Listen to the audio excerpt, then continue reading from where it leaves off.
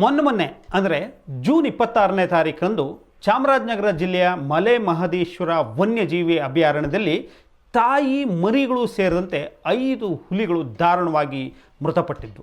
ಇದು ನಿಮಗೆ ಗೊತ್ತೇ ಇದೆ. ರಾಜ್ಯಾದ್ಯಂತ ಇದು 2 ದಿನ ಭಯಂಕರ ಸುದ್ದಿ ಆಯಿತು. ಚಾಮರಾಜನಗರ ಹುಲಿಗಳ ಸಾವಿನ ಹಿನ್ನೆಲೆಯಲ್ಲಿ ಹಸಿರುವಾಸಿ ನಡೆಸಿದಂಥ ಕಾರ್ಯಾಚರಣೆಯ ಗ್ರೌಂಡ್ ರಿಪೋರ್ಟ್ ಇಲ್ಲಿದೆ. ಇದು ರಾಜ್ಯದ ಅರಣ್ಯ ನಿರ್ವಹಣೆಯ ಹಲವು ಗಂಭೀರ ಸಮಸ್ಯೆಗಳನ್ನು ಬಯಲುಗೊಳಿಸಿದೆ. ಸ್ನೇಹಿತರೆ, ಹುಲಿ ಮತ್ತು ಅದರ 4 ಮರಿಗಳ ಸಾವು ಕೇವಲ ವಿಷಪ್ರಯೋಗದಿಂದ ಆದದ್ದಲ್ಲ. ಅದು ಕೇವಲ ಒಂದು ಘಟನೆಯೂ ಅಲ್ಲ, ಬದಲಿಗೆ ಅರಣ್ಯ ಇಲಾಖೆಯ ದೀರ್ಘಕಾಲದ ನಿರ್ಲಕ್ಷ್ಯ, ಅಧಿಕಾರಿಗಳ ಬೇಜವಾಬ್ದಾರಿತನ, ರಾಜಕಾರಣಿಗಳ ಹೊಣೆಗೇಡಿತನ ಮತ್ತು ಸಂರಕ್ಷಣಾ ನೀತಿಗಳ ವೈಫಲ್ಯದ ಪರಿಣಾಮ ಎಂಬುದು ಸ್ಪಷ್ಟವಾಗಿ ಕಂಡುಬಂದಿದೆ. ಸ್ನೇಹಿತರೆ, ಹಸಿರುವಾಸಿಯ ಈ ಗ್ರೌಂಡ್ ರಿಪೋರ್ಟನ್ನು ಇವತ್ತು ನಿಮ್ಮ ಮುಂದೆ ಇಡ್ತಾ ಇದ್ದೇನೆ. ನಮಸ್ಕಾರ, ನಾನು ರಾಧಾಕೃಷ್ಣ ಬಡ್ತಿ. ಚಾನಲ್ಗೆ ತಮ್ಮೆಲ್ಲರಿಗೆ ಆತ್ಮೀಯವಾದಂಥ ಸ್ವಾಗತ.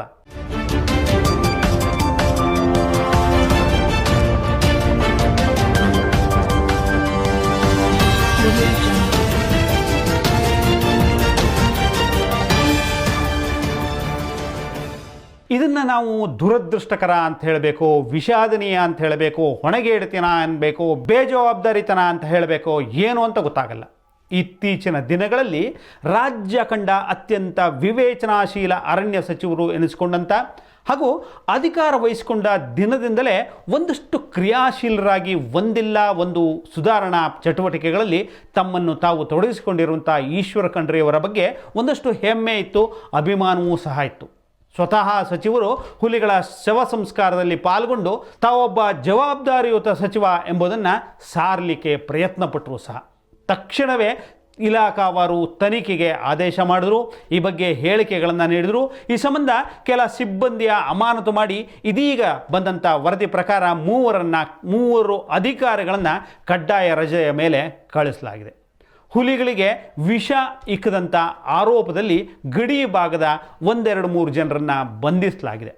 ತನಿಖೆಗೂ ಸಹ ಆದೇಶಿಸಲಾಗಿದೆ.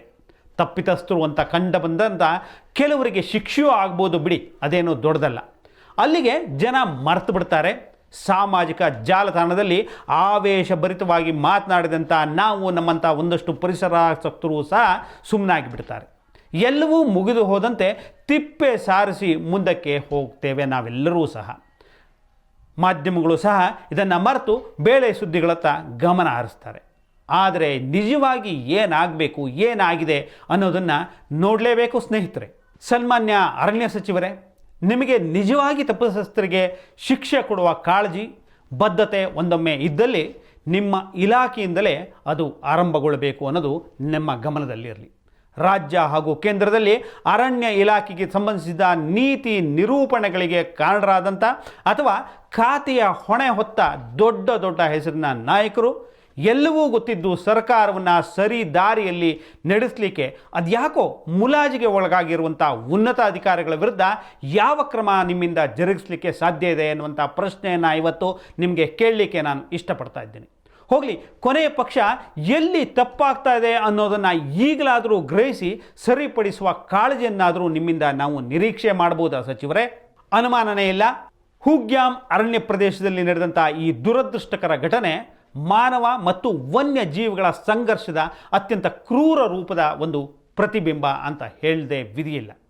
ಪ್ರಾಥಮಿಕ ತನಿಖೆಯ ಪ್ರಕಾರ ಹಸುವನ್ನು ಹುಲಿ ಹಿಡಿದು ಕೊಂದಿದೆ.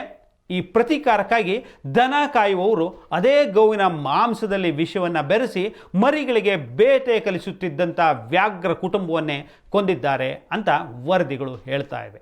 ಸತತ 3 ದಿನಗಳ ಕಾಲ ಇಲ್ಲಿಯ ಅರಣ್ಯ ಇಲಾಖೆ ಚಾಮರಾಜನಗರದ ಸುತ್ತಮುತ್ತ ಓಡಾಡಿದಂಥ ಹಸಿರುವಾಸಿಗೆ ಕಂಡುಬಂದಂಥ ಸತ್ಯಗಳು ಬೆಚ್ಚು ಬೀಳಿಸ್ತವೆ ಸ್ನೇಹಿತರೆ.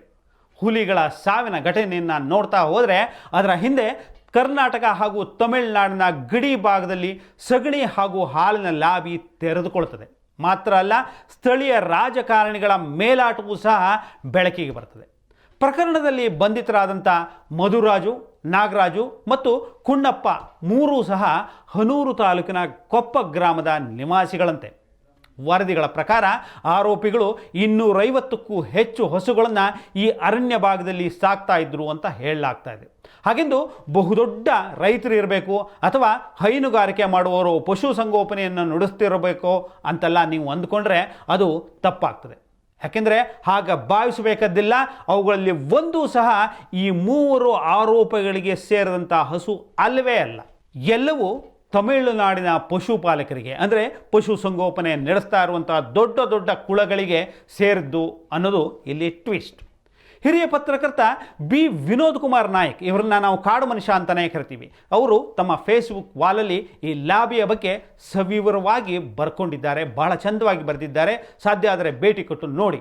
ಅವರ ಪ್ರಕಾರ ಸಗಣಿ ಮಾಫಿಯಾ ಮತ್ತು ಹಾಲಿನ ಲಾಬಿ ಹುಲಿಗಳ ಪ್ರಾಣಕ್ಕೆ ಕಂಟಕವಾಗಿದೆ. ಇದೊಂದು ರೀತಿ ಹುಲಿ ಹಾಲಿನ ಮೇವು ಅಂತ ಹೇಳ್ಬೋದು. ಅವರದೇ ಮಾತುಗಳಲ್ಲಿ ಹೇಳೋದಾದರೆ ಮಲೆ ಮಹದೇಶ್ವರ ಅರಣ್ಯದಲ್ಲಿ 100 ಅಂದರೆ ಆ ಸುತ್ತಮುತ್ತ 100 ಹಳ್ಳಿಗಳು ಇವೆ. ಕಾಡಂಚಿನ ಕೆಲವು ಹಳ್ಳಿಗಳಲ್ಲಿ ಬೃಹದಾಕಾರವಾದಂಥ ಸಗಣಿ ಗುಡ್ಡಗಳು ಕಂಡು ಬರ್ತವೆ. ನಾವು ಹೋದಾಗಲೂ ಸಹ ರಸ್ತೆ ಅಂಚಿನಲ್ಲಿ ಈ ಥರದ ಸಗಣಿ ಗುಡ್ಡಗಳು ಕಾಣಿಸ್ತಾ ಇದ್ವು. ಸ್ನೇಹಿತರೆ, ಈ ಸುತ್ತಮುತ್ತಲಿನ ಕಾಡಿನಲ್ಲಿ ಎಗ್ಗಿಲ್ಲದೆ ಸಾವಿರಾರು ದನಗಳು ಮೇಯೋದರಿಂದಾಗಿ ಹಳ್ಳಿಗಳಲ್ಲಿ ರಾಶಿ ರಾಶಿ ಸಗಣಿಗಳು ಸಂಗ್ರಹ ಆಗ್ತವೆ. ಅವನ್ನೆಲ್ಲ ಒಟ್ಟು ಮಾಡಿಕೊಂಡು ಬಂದು ಗೊಬ್ಬರವನ್ನಾಗಿ ಪರಿವರ್ತಿಸುವ ಒಂದು ಬಿಸ್ನೆಸ್ ಇಲ್ಲಿ ನಡೀತಾ ಇದೆ. ದುರಂತ ಏನು ಅಂತಂದರೆ ಈ ದನಗಳು ಪಕ್ಕದ ತಮಿಳುನಾಡು ರಾಜ್ಯದ ಬರಗೂರು ಅನ್ನುವಂಥ ಒಂದು ಪ್ರದೇಶದ ತಳಿಗಳು. ಹಾಗಾಗಿ ಅವನ್ನ ಬರಗೂರು ತಳಿ ಅಂತಲೇ ಕರಿತೇವೆ. ಅಂದರೆ ತಮಿಳುನಾಡಿನಿಂದ ಜನರು ಸಾವಿರಾರು ಸಂಖ್ಯೆಯಲ್ಲಿ ಈ ಬರಗೂರು ಹಸುಗಳನ್ನು ಅಥವಾ ಬರಗೂರು ದನಗಳನ್ನು ಕರ್ನಾಟಕಕ್ಕೆ ರವಾನೆ ಮಾಡ್ತಾರೆ. ಅವುಗಳನ್ನು ಮಲೆ ಮಹದೇಶ್ವರ ಅರಣ್ಯದ ಅಂಚಿನಲ್ಲಿರುವಂಥ ಹಳ್ಳಿಗಳ ಜನರು ಸಂಗೋಪನೆ ಅಂದರೆ ಸಾಕುವುದರ ಮೂಲಕ, ನಿರ್ವಹಣೆ ಮಾಡುವ ಮೂಲಕ ಗುತ್ತಿಗೆ ಪಡೆದುಕೊಂಡು ಲಾಭ ಗಳಿಸುವಂಥ ಒಂದು ಬಿಸ್ನೆಸ್ ಇಲ್ಲಿ ನಡೀತಾ ಇದೆ. ತಮಿಳುನಾಡಿನ ದನಗಳು ಮೇಯೋದು ಕರ್ನಾಟಕದ ಅರಣ್ಯ ಪ್ರದೇಶದಲ್ಲಿ. ಹೀಗೆ ಯಥೇಚ್ಛವಾಗಿ ಮೆಂದು ಕೊಬ್ಬಿ ಆ ನಂತರ ಮತ್ತೆ ಪುನಃ ತಮಿಳುನಾಡಿಗೆ ಹೋಗ್ತವೆ. ಅವುಗಳ ಹಾಲುಗಳನ್ನು ಇಲ್ಲಿ ಮೇಯಿಸ್ತಾ ಇರುವಾಗ ಅಂಥ ಹಸುಗಳ ಹಾಲನ್ನು ಬಳಸಿಕೊಂಡು ಲಾರಿಗಟ್ಟಲೆ ಸಂಗ್ರಹವಾಗುವ ಸಗಣಿಯನ್ನು ಲಕ್ಷಾಂತರ ರೂಪಾಯಿಗಳಿಗೆ ಮಾರುವಂಥ ದಂಧೆ ಇಲ್ಲಿ ಅನೇಕ ವರ್ಷಗಳಿಂದ ನಡೀತಾನೆ ಬರ್ತಾ ಇದೆ. ಕೇರಳ, ತಮಿಳುನಾಡು ಮಾತ್ರ ಅಲ್ಲ, ಕರ್ನಾಟಕದ ಕೊಡಗು, ಸಕಲೇಶ್ಪುರ, ಚಿಕ್ಕಮಗಳೂರಿನ ಕಾಫಿ ತೋಟಗಳಿಗೂ ಸಹ ಇಲ್ಲಿಂದ ಸಗಣಿ ಗೊಬ್ಬರ ರವಾನೆ ಆಗುತ್ತೆ. ಇದಕ್ಕೆ ಒಳ್ಳೆಯ ರೇಟು ಸಹ ಇದೆ. ಅದನ್ನು ಮಾರಾಟ ಮಾಡುವಂಥ 100 ಬ್ರೋಕರ್ಗಳು, ಏಜೆಂಟ್ರುಗಳು ಸಹ ಚಾಮರಾಜನಗರದ ಸುತ್ತಮುತ್ತ ಅಥವಾ ಮಲೆ ಮಹದೇಶ್ವರ ಬೆಟ್ಟದ ಸುತ್ತಮುತ್ತ ಯಶಸ್ವಿಯಾಗಿ ಕಾರ್ಯನಿರ್ವಹಿಸ್ತಾ ಇದ್ದಾರೆ. ಇನ್ನು ವನ್ಯಜೀವಿ ಸಂರಕ್ಷಣಾ ಕಾಯ್ದೆ ಏನು ಹೇಳುತ್ತೆ ಅಂತಂದರೆ, ಅದರ ಪ್ರಕಾರ ಸಂರಕ್ಷಿತ ಅರಣ್ಯ ಪ್ರದೇಶದಲ್ಲಿ ಯಾವುದೇ ಜಾನುವಾರುಗಳನ್ನು ಮೇಯಿಸಲಿಕ್ಕೆ ಅನುಮತಿಯೇ ಇಲ್ಲ. ಹಾಗಾಗಿ ಇಲ್ಲಿ ಕಾಡಿಗೆ ದನಗಳನ್ನು ಬಿಡುವವರ ವಿರುದ್ಧ ಅರಣ್ಯ ಸಿಬ್ಬಂದಿ ಕೇಸನ್ನು ದಾಖಲಿಸ್ತಾರೆ. ಅವರನ್ನು ಬಿಡಿಸಲಿಕ್ಕೆ ಮತ್ತು ಕಾಡಿನಲ್ಲಿ ದನ ಮೇಯಿಸಲಿಕ್ಕೆ ಅವಕಾಶ ಮಾಡಿಕೊಡಿ ಅಂತ ಒತ್ತಡ ಹಾಕಲು ಸ್ಥಳೀಯ ಜನಪ್ರತಿನಿಧಿಗಳು ಹಸ್ತಕ್ಷೇಪ ಅಂದರೆ ರಾಜಕಾರಣಿಗಳು ಹಸ್ತಕ್ಷೇಪ ಮಾಡ್ತಾನೆ ಇರ್ತಾರೆ. ಒತ್ತಡವನ್ನು, ಪ್ರಭಾವವನ್ನು, ವಶೀಲಿ, ಬಾಜಿ ಇತ್ಯಾದಿಗಳನ್ನು ಬೀರ್ತಾ ಇರ್ತಾರೆ. ಅಷ್ಟೇ ಅಲ್ಲ, ಇಂಥ ಲಾಬಿಗಳೇ ಅಂದರೆ ಈ ರೀತಿ ಲಾಬಿ ಮಾಡುವ ಶಕ್ತಿಗಳೇ ಈ ವನ್ಯಜೀವಿ ಧಾಮವನ್ನು ಹುಲಿ ಸಂರಕ್ಷಿತ ಪ್ರದೇಶ ಅಂತ ಘೋಷಣೆ ಮಾಡೋದನ್ನು ತಡೆದು ನಿಲ್ಲಿಸಿದೆ ಅಂದರೆ ಅದು ಎಷ್ಟು ಶಕ್ತಿಶಾಲಿ ಲಾಬಿ ಅನ್ನೋದನ್ನು ನೀವು ಗಮನಿಸ್ಬೋದು. ಇಂಥವರೇ ಆಗಾಗ ಕಾಡಿಗೆ ಬೆಂಕಿ ಹಚ್ಚೋದು, ಹಸುಗಳಿಗೆ ವಿಷ ಹಾಕಿ ಹುಲಿಗಳನ್ನು ಕೊಲ್ಲೋದು ಇತ್ಯಾದಿ ಹಲವು ಅಕ್ರಮ ಚಟುವಟಿಕೆಗಳನ್ನು, ಮಾತ್ರ ಅಲ್ಲ ಜಿಂಕೆ ಬೇಟೆಯಂಥ ಕಾಡಿನ ಅಕ್ರಮ ಸಾಗಣೆಯಂಥ ಚಟುವಟಿಕೆಗಳಲ್ಲೂ ಸಹ ಇಲ್ಲಿನ ಶಕ್ತಿಗಳು ತೊಡಗಿಸಿಕೊಂಡಿವೆ. ಸ್ನೇಹಿತರೆ, ಇನ್ನೂ ಈ ದುರಂತದ ಹಿಂದೆ ಅರಣ್ಯ ಇಲಾಖೆಯ ವೈಫಲ್ಯ ಮತ್ತು ಬೇಜವಾಬ್ದಾರಿತನವನ್ನು ನಾವು ಹೇಳಲೇಬೇಕು. ಇದು ಸ್ಪಷ್ಟವಾಗಿ ಕಂಡು ಬರ್ತದೆ. ಇದು ಒಂದಾದರೆ ಅಂದರೆ ಶಕ್ತಿಯುತ ರಾಜಕೀಯ ಒಂದು ಲಾಬಿ ಒಂದು ಕಡೆ ಆದರೆ, ಇಲಾಖೆಯ ಬೇಜವಾಬ್ದಾರಿತನದೇ ಇನ್ನೊಂದು ದೊಡ್ಡ ಕತೆ.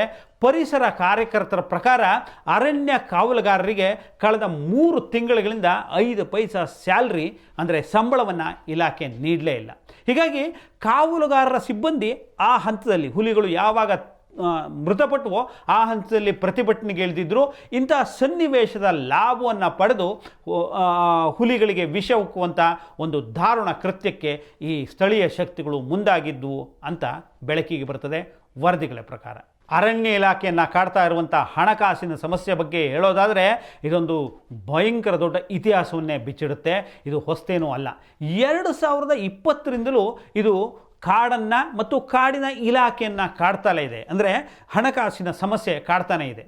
ಕೋವಿಡ್ ನಂತರ ಕೇಂದ್ರ ಸರ್ಕಾರದಿಂದ ಸಾಕಷ್ಟು ನಿಧಿ, ಅಂದರೆ ಹಣಕಾಸಿನ ನಿಧಿ ಬಿಡುಗಡೆ ಆಗದೇ ಇರೋದರಿಂದ ಅನೇಕ ಪ್ರಮುಖ ಅರಣ್ಯ ಪ್ರದೇಶಗಳಲ್ಲಿ ಗುತ್ತಿಗೆ ಸಿಬ್ಬಂದಿಯ ನೇಮಕ ಆಗಲಿಲ್ಲ ಅಥವಾ ಗುತ್ತಿಗೆಯ ನವೀಕರಣ ಆಗಿದ್ದರೂ ಸಹ ಅವರಿಗೆ ಸ್ಯಾಲರಿ ಕೊಡಲಿಕ್ಕೆ ಇಲಾಖೆಯಲ್ಲಿ ದುಡ್ಡೇ ಇಲ್ಲ.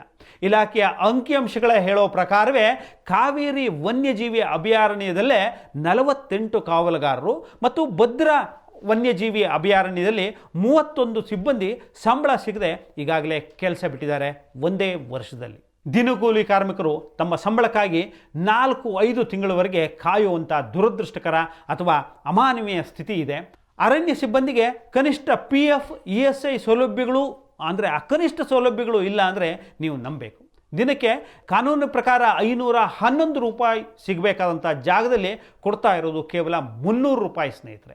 ಈ ಸ್ಥಿತಿಗತಿಯ ಹಿನ್ನೆಲೆಯಲ್ಲಿ ಸಿಬ್ಬಂದಿಯನ್ನು ನೋಡಿದಾಗ ಸಹಜವಾಗಿ ಅವರ ಮನೋಸ್ಥೈರ್ಯ ಮತ್ತು ಸೇವೆಯ ಗುಣಮಟ್ಟ, ದಕ್ಷತೆ ಈ ಎಲ್ಲದರ ಮೇಲೆ ಇಂಥ ಮನಸ್ಥಿತಿ ಪರಿಣಾಮ ಬಿದ್ದೇ ಬೀರುತ್ತೆ.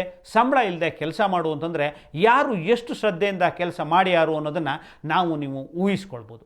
ಇನ್ನು ಕರ್ನಾಟಕದ ಹುಲಿ ಸಂರಕ್ಷಣೆಯ ಯೋಜನೆಗೂ ರಾಷ್ಟ್ರೀಯ ನಿಧಿಯ ಸಮಸ್ಯೆ ಕಾಡ್ತಾ ಇದೆ.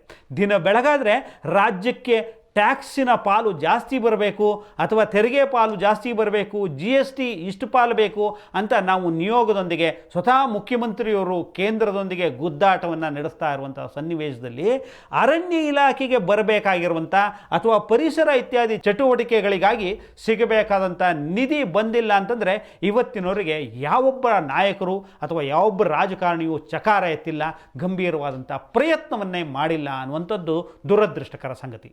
ಒಂದು ಕಡೆಯಲ್ಲಿ ಪ್ರಾಜೆಕ್ಟ್ ಟೈಗರ್ನಿಂದ ಹುಲಿಗಳ ಸಂಖ್ಯೆ ಹೆಚ್ಚಿದೆ ಅಂತ ನಮ್ಮ ಬೆನ್ನನ್ನು ನಾವೇ ತಟ್ಕೊಳ್ತಾ ಇದ್ದೀವಿ, ಅಂದರೆ ಸರ್ಕಾರ ಬೆನ್ನು ತಟ್ಕೊಳ್ತಾ ಇದೆ. ಇನ್ನೊಂದು ಕಡೆಯಲ್ಲಿ ಈ ಯೋಜನೆಗೆ ವರ್ಷದಿಂದ ವರ್ಷಕ್ಕೆ ನಿಧಿ ಹಂಚಿಕೆಯ ಪ್ರಮಾಣ ಗಮನಾರ್ಹವಾಗಿ ಕಡಿಮೆ ಆಗ್ತಾ ಇದೆ. 2015ರಲ್ಲಿ ಸುಮಾರು 350 ಕೋಟಿ ನಿಧಿ ಇದ್ದದ್ದು 2024ರಲ್ಲಿ 150 ಕೋಟಿಗೆ ಇಳಿದಿದೆ ಸ್ನೇಹಿತರೆ. ಅದೇ ಸಮಯದಲ್ಲಿ ಅಟ್ ದ ಸೇಮ್ ಟೈಮ್ ನಾನು ಹೇಳ್ತಾ ಇರೋದು, ಈ ಹುಲಿಗಳ ಅಭಯಾರಣ್ಯಗಳ ಸಂಖ್ಯೆ 38ರಿಂದ 45ಕ್ಕೆ ಏರಿಕೆಯಾಗಿದೆ. ಮಾತ್ರ ಅಲ್ಲ, ಹುಲಿಗಳ ಸಂಖ್ಯೆಯಲ್ಲೂ ಸಹ ಹೆಚ್ಚಳ ಆಗಿದೆ. 2023-24ರಲ್ಲಿ ಕರ್ನಾಟಕಕ್ಕೆ ಮಂಜೂರಾಗಿದ್ದು 67.84 ಕೋಟಿ. ಈ ಪೈಕಿ ಬಿಡುಗಡೆಯಾಗಿದ್ದು ಕೇವಲ 50.85 ಕೋಟಿ ಮಾತ್ರ ಅನ್ನುವಂಥದ್ದನ್ನು ನಾವು ಗಮನಿಸಬೇಕು. ಇದರಿಂದ ರಾಜ್ಯದ 5 ಹುಲಿ ಅಭಯಾರಣ್ಯಗಳಾದಂಥ ಬಂಡೀಪುರ, ನಾಗರಹೊಳೆ, ಅಂಶಿ ದಾಂಡೇಲಿ ಅಂದರೆ ಕಾಳಿ ಅಭಯಾರಣ್ಯ, ಭದ್ರಾ ಮತ್ತು BRT ಇತ್ಯಾದಿ ಈ ಅಭಯಾರಣ್ಯಗಳ ನಿರ್ವಹಣೆಯಲ್ಲಿ ಗಂಭೀರವಾದಂಥ ಸಮಸ್ಯೆ ತಲೆದೋರಿದೆ. ಇದು ಸತ್ಯ, ಇದು ವಾಸ್ತವ. ಇನ್ನು ಅರಣ್ಯ ಅತಿಕ್ರಮಣದ ಮತ್ತು ಎನ್ಫೋರ್ಸ್ಮೆಂಟ್ ವೈಫಲ್ಯದ ಬಗ್ಗೆ ಹೇಳದೇ ಇರೋದೇ ವಾಸಿ ಅಂತ ಅನಿಸ್ಬಿಡುತ್ತೆ. ಅಷ್ಟು ತಲೆ ತಗ್ಗಿಸುವಂಥ ವಿಚಾರ ಇದೆ. ಕರ್ನಾಟಕದ ಅರಣ್ಯ ಇಲಾಖೆಯ ಅತ್ಯಂತ ಗಂಭೀರವಾದಂಥ ವೈಫಲ್ಯ ಅಂತಂದರೆ ಅರಣ್ಯ ಅತಿಕ್ರಮಣದ ವಿರುದ್ಧ ಇಂದಿಗೂ ಪರಿಣಾಮಕಾರಿಯಾದಂಥ ಒಂದು ಕ್ರಮ ಕೈಗೊಳ್ಳುವಂಥ ಇಚ್ಛಾಶಕ್ತಿ ಆಗಲಿ, ಗಂಡಸುತನವನ್ನಾಗಲಿ ಈವರೆಗೆ ಬಂದಂಥ ಯಾವೊಬ್ಬ ಸಚಿವರು, ರಾಜಕಾರಣಿಗಳು, ನಾಯಕರು ಸಹ ತೋರಿಸಲಿಲ್ಲ. ಯಾಕೆಂದರೆ ಬಹುತೇಕ ರಾಜಕಾರಣಿಗಳು ಅರಣ್ಯ ಒತ್ತುವರಿಯಲ್ಲಿ ಪ್ರತ್ಯಕ್ಷವಾಗಿ ಅಥವಾ ಪರೋಕ್ಷವಾಗಿ ಪಾಲನ್ನು ಹೊಂದಿದ್ದಾರೆ ಅನ್ನೋದನ್ನು ನಾವು ಗಮನಿಸಬೇಕಾಗಿದೆ. ನೋಡಿ, ಅಧಿಕೃತವಾದಂಥ ಅಂಕಿಅಂಶದ ಪ್ರಕಾರವೇ 2014ರಿಂದ 2023ರವರೆಗೆ ಅಂದರೆ ಸರಿಸುಮಾರು 10 ವರ್ಷಗಳಲ್ಲಿ ರಾಜ್ಯದಲ್ಲಿ ಸುಮಾರು 25,767 ಎಕರೆ ಅರಣ್ಯ ಭೂಮಿಯನ್ನು ಅತಿಕ್ರಮಣದಿಂದ ಇಲಾಖೆ ಕಳೆದುಕೊಂಡಿದೆ ಅಥವಾ ಸರ್ಕಾರ ಈ ಅರಣ್ಯ ಭಾಗವನ್ನು ಪರರ ಹಸ್ತಕ್ಕೆ ಪರೋಕ್ಷವಾಗಿ ಹಸ್ತಾಂತರಿಸಿಬಿಟ್ಟಿದೆ. ಅಂದರೆ 1980ರಿಂದಲೂ ಅರಣ್ಯ ಇಲಾಖೆಯು ಕೇವಲ ಈ ಅರಣ್ಯ ಅತಿಕ್ರಮಣದ ಬಗ್ಗೆ 130 ಚಾರ್ಜ್ ಶೀಟ್ಗಳನ್ನು ಮಾತ್ರ ಸಲ್ಲಿಸಿ ಕೈ ತೊಳ್ಕೊಂಡು ಬಿಟ್ಟಿದೆ. ಇದರ ಬಗ್ಗೆ ಏನಾಯಿತು, ಮುಂದೇನಾಗಿದೆ, ಅದನ್ನು ತೆರವುಗೊಳಿಸೋದು ಹೇಗೆ, ಈ ಬಗ್ಗೆ ಯಾವುದೇ ಸರ್ಕಾರಗಳು ಸ್ಪಷ್ಟವಾದಂಥ ಒಂದು ನೀತಿ ನಿಯಮವನ್ನು ರೂಪಿಸ್ತಾ ಇಲ್ಲ ಅಥವಾ ಅಂಥ ಪ್ರಭಾವಿಗಳಿಂದ ಅತಿಕ್ರಮಕ್ಕೊಳಗಾದಂಥ ಅರಣ್ಯವನ್ನು ಪುನಃ ಇಲಾಖೆಗೆ ತಂದು ಅರಣ್ಯ ಭಾಗವನ್ನು ಕಾಪಿಟ್ಟುಕೊಳ್ಳುವಂಥ ಗಂಡಸುತನವನ್ನು, ತಾಕತ್ತನ್ನು ಯಾವೊಬ್ಬ ನಾಯಕರು ಸಹ ತೋರಿಸ್ತಾ ಇಲ್ಲ. ಅಧಿಕಾರಿಗಳು ಸಹ ಇದು ನಮಗೆ ಯಾಕೆ ಬೇಕು ಈ ಗೊಡವೆ ಅಂತ ಅಂದ್ಕೊಂಡು ತಮ್ಮ ಸರ್ವಿಸನ್ನು ಮುಗಿಸ್ಕೊಂಡು ರಿಟೈರ್ಡ್ ಆಗ್ತಾ ಇದ್ದಾರೆ. ಕಲಬುರಗಿ ವಲಯ 1ರಲ್ಲೇ ಅಂದರೆ ಕಲಬುರಗಿ ವಲಯ ರಾಜ್ಯದಲ್ಲಿ ಅತ್ಯಂತ ಕನಿಷ್ಠವಾದಂಥ ಅರಣ್ಯ ಪ್ರದೇಶವನ್ನು ಹೊಂದಿದೆ. ಇದು ಈ ವಲಯದಲ್ಲಿ ಒಂದರಲ್ಲೇ ಅತಿ ಹೆಚ್ಚು ಅರಣ್ಯ ಭೂಮಿ ಅಂದರೆ ಸುಮಾರು 6333 ಎಕರೆಯಷ್ಟು ಅರಣ್ಯ ಭೂಮಿ ಕಲಬುರಗಿ ವಲಯ ಒಂದರಲ್ಲೇ ಅತಿಕ್ರಮಣಕ್ಕೆ ಒಳಪಟ್ಟಿದೆ ಅಂತಂದರೆ ಯಾವ ಮಟ್ಟಿಗೆ ಪ್ರಭಾವಶಾಲಿಗಳು ಈ ಅತಿಕ್ರಮಣದಾರರು ಅನ್ನೋದು. ಅರಣ್ಯವೇ ಇಲ್ಲ, ಇರೋ ಪುಟ್ಟ ಅರಣ್ಯವನ್ನು ಸಹ ಈ ಪ್ರಮಾಣದಲ್ಲಿ ಒತ್ತುವರಿಯನ್ನು ಮಾಡಿಕೊಂಡಿದ್ದಾರೆ. ಇನ್ನು ಚಿಕ್ಕಮಗಳೂರಿನಲ್ಲಿ 5864 ಎಕರೆ ಒತ್ತುವರಿಯಾಗಿದೆ.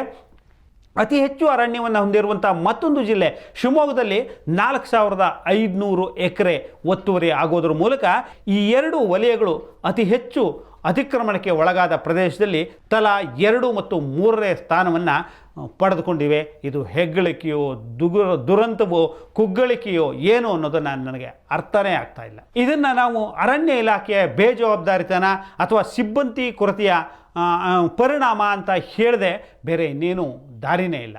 ಒಂದೊಮ್ಮೆ ಸಾಕಷ್ಟು ಸಿಬ್ಬಂದಿ ಇದ್ದರೂ ಸಹ ಅರಣ್ಯವನ್ನು ನಾವು ಕಾಪಿಟ್ಕೊಳ್ಬೋದಿತ್ತು, ಅಥವಾ ಅಧಿಕಾರಿಗಳಾಗಲಿ ಇಲಾಖೆಯ ಹೊಣೆ ಹೊತ್ತಂಥ ಸಚಿವರಾಗಲಿ ಜವಾಬ್ದಾರಿತನೆಯಿಂದ ಅಥವಾ ಸ್ಟ್ರಿಕ್ಟಾಗಿ ನಿಯತ್ತಾಗಿ ಕೆಲಸ ಮಾಡಿದ್ದಿದ್ದರೆ ಇಂಥ ಅತಿಕ್ರಮಣ ಆಗ್ತಿರಲಿಲ್ಲ. ಕರ್ನಾಟಕದ ಪಶ್ಚಿಮ ಘಟ್ಟಗಳಲ್ಲಿ ಅರಣ್ಯ ಅತಿಕ್ರಮಣ ಮತ್ತು ಅಕ್ರಮ ಅಭಿವೃದ್ಧಿಯಿಂದಾಗಿ ದಿನೇ ದಿನೇ ಭೂಕುಸಿತಗಳು ಹೆಚ್ಚುತ್ತಾನೇ ಇದೆ, ಪರಿಸರಕ್ಕೆ ಹಾನಿ ಮಾಡುವಂಥ ಘಟನೆಗಳು ಹೆಚ್ಚುತ್ತಾನೇ ಇದೆ. ತೀರಾ ಇತ್ತೀಚೆಗೂ ಸಹ ಮೊನ್ನೆ ಮಳೆಯಲ್ಲೂ ಸಹ ಗುಡ್ಡ ಕುಸಿತ ನಡೆದಿದೆ. ಯಾಕೆಂತಂದರೆ ಅರಣ್ಯ ಪ್ರದೇಶ ಒತ್ತುವರಿ ಆಗಿದ್ದು ಹಾಗೆ ಅರಣ್ಯವಾಗಿ ಉಳಿಯೋದಿಲ್ಲ. ಅಲ್ಲಿ ಕೃತಕವಾದಂಥ ಅಭಿವೃದ್ಧಿ ಚಟುವಟಿಕೆಗಳು ನಿರ್ಮಾಣಗಳು ಆರಂಭ ಆಗುತ್ತೆ. ಮತ್ತಲ್ಲದೆ ಭೂಮಿಯ ಅಗತ್ಯಗಳು, ಕೊರತೆಗಳು, ಗಣಿಗಾರಿಕೆ ಇತ್ಯಾದಿ ಕೆಲಸಗಳು ನೀಡ್ತವೆ. ಸಹಜವಾಗಿ ಇವೆಲ್ಲವೂ ಪರಿಸರದ ಮೇಲೆ ಪರೋಕ್ಷವಾದಂಥ ಪರಿಣಾಮವನ್ನು ಬೀರುತ್ತೆ. ಇದು ವನ್ಯಜೀವಿಗಳ ಆವಾಸ ಸ್ಥಾನವನ್ನು ನಾಶಪಡಿಸೋದ್ರ ಜೊತೆಗೆ ಅದೆಷ್ಟೋ ಗ್ರಾಮಗಳಿಗೂ ಸಹ ಅಪಾಯವನ್ನು ಉಂಟು ಮಾಡ್ತಾ ಇದೆ. ತತ್ಪರಿಣಾಮವಾಗಿ ಕರ್ನಾಟಕದ ಕರುನಾಡಿನ ಅಪೂರ್ವವಾದಂಥ ಸಂಪತ್ತನ್ನು, ಅರಣ್ಯ ಸಂಪತ್ತನ್ನು ನಾವು ಎಷ್ಟು ಸುಲಭವಾಗಿ ಖಾಸಗಿಯವರ ಪಾಲಿಗೆ ಅಥವಾ ಪ್ರಭಾವಿಗಳ ಅಥವಾ ಹಣವಂತರ ಶ್ರೀಮಂತರ ರಾಜಕಾರಣಿಗಳ ಪಾಲಿಗೆ ಕೊಟ್ಟು ಕೈ ಮುಕ್ಕೊಂಡು ಕೂಳ್ತಿದ್ದೇವೆ ಅಂತಂದರೆ ಕೇವಲ ಒಂದು ಹುಲಿ ಸಾವಿನ ಪ್ರಕರಣ ಇಂಥದೆಲ್ಲ ಅದೆಷ್ಟೋ ಸಂಗತಿಗಳಿಂದ ಚರ್ಚೆಗೆ ಒಳಪಡ್ತಾವೆ. ನಿಜವಾಗಿ ಇಂಥದರ ಬಗ್ಗೆ ಅತಿ ಹೆಚ್ಚು ಚರ್ಚೆ ಆಗಬೇಕಿದೆ.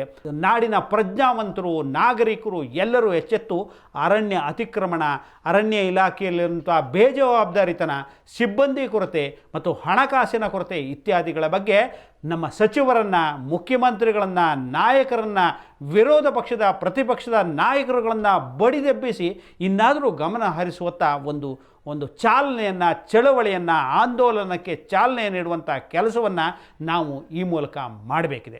ಇನ್ನಷ್ಟು ಗ್ರೌಂಡ್ ರಿಪೋರ್ಟ್ನೊಂದಿಗೆ ಮುಂದಿನ ಸಂಚಿಕೆಯಲ್ಲಿ ನಾನು ನಿಮ್ಮ ಜೊತೆ ಚರ್ಚಿಸಲಿದ್ದೇನೆ. ನಮಸ್ಕಾರ.